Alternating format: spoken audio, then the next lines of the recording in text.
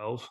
Now, I know from listening to you on previous podcasts that you've done, around 2010, there was quite a shift in the rules for judo. I remember you listening to you say that affected your judo a little bit. Is that correct? Yeah, big time. See, I was a 𝗦𝗢𝗓𝗦𝗢𝗓, 𝗦𝗢𝗓𝗦𝗢𝗓 kind of counterplayer, 𝗦𝗢𝗓𝗦. And in 2010, 2010 or 2009, they did you could do a leg grab as a part of a counter attack. And then they banned leg grabs completely. And so, all my judo was done. It was finished. And that was also partly my fault for not expanding my judo and sticking to the kind of the three major throws that I had and not trying to improve and diversify. So, once the federation banned my judo, I went to the local judo club and I couldn't throw local green belts, and here I am, some Olympian, some second or third degree black belt. I can't even throw green belts with 𝗦𝗢𝗓𝗦𝗢𝗓 and 𝗦𝗢𝗓𝗧 and all that because I spent so long doing kind of wrestling style techniques. I contemplated switching to wrestling, but I just love judo so much nicer. So I stuck around and then tried to make the London Olympics. But it was a massive hurdle to revamp and try to rejig your whole judo mid-Olympic cycle is pretty tricky.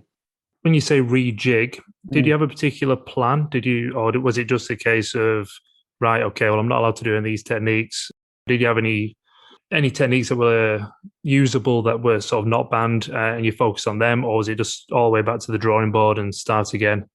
Yeah, well, it was about this time. I don't even know when I started Brazilian Jiu-Jitsu, maybe 15 years ago. What I found was after the leg grabs were banned, I still had a good drop COE and I still had a not bad 𝗦𝗢𝗓𝗦𝗢𝗓. But what I did have was a 𝗦𝗢𝗓𝗓𝗏 and groundwork. And so my 𝗦𝗢𝗓𝗓 was pretty good and I mainly won all my matches in 𝗦𝗢𝗓𝗓. I remember one Pan America tour, that would have been 2010, 2011.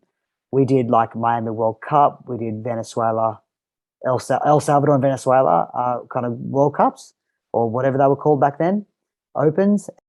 I think I had 13 matches and I lost 4, but I won the other 7 all in 𝗦𝗢𝗓𝗓.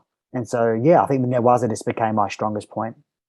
And I think that was 1 because of the Brazilian Jiu-Jitsu I'd been doing, and 2 just because I seemed to be okay at it. That's where I saw a video of you recently. Is that where you were trying the flying armbar? I think you might have done about 4 or 5 of them on that one guy who seemed to be slightly disgruntled with you.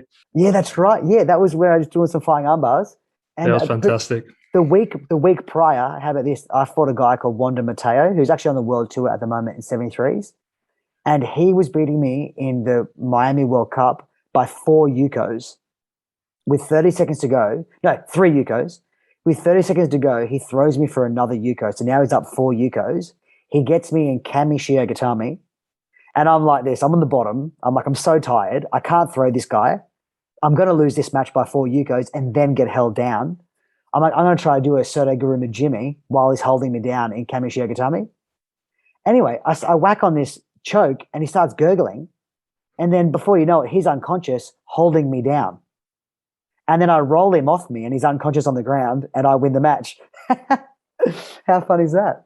Yeah, it's amazing sometimes those the unusual techniques that sometimes just work. Well, it's not even so much unusual, but just having a go at something in the end of a fight and then just pulling it off. Yeah, that's right. I've been on the receiving end of both of those, but I've just that Hail Mary technique at the end and you win. And there's been plenty of times I think I've been beaten in the last sort of 5-10 seconds of a fight. Yeah, that's right.